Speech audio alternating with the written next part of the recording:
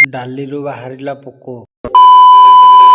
हाय सांग मैंने जय जगन्नाथ समस्त को आशा कर समस्त भल 90 डेज चैलेंज आज हूँ डे 26। गुड इवनिंग समस्त को। तो सांग मैंने आज आम इवनिंग 5 किलो चिकेन ऑर्डर थिला। तो ग्रेवी भी आम सरी जाता बर्तमान ग्रेवी तैयारी होती। तो तापर फटाफट ग्रेवी आम रेडी होता बर्तमान। तापर ऑर्डर थिला चिली मशरूम कारण कन्फ्लोर गोल छाणीबार अच्छी। तापर फटाफट रेडी होता आम मशरूम। तो एत गरम निआ पाखे छिड़ा हो विरक्त लगुला।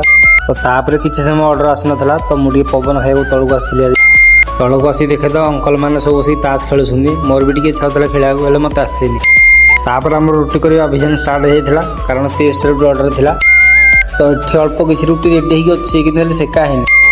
तो ये आम अटा दला हो कारण यही अटाटा आम स्टेपिंग थाए सब। एक्चुअली कथा कौन कि आम गरम गरम तड़कटा कौन गोटे पड़ा मुझे जापारे। आपण मैंने मत कमेंट माध्यम जनइबे। रहुची जय जगन्नाथ।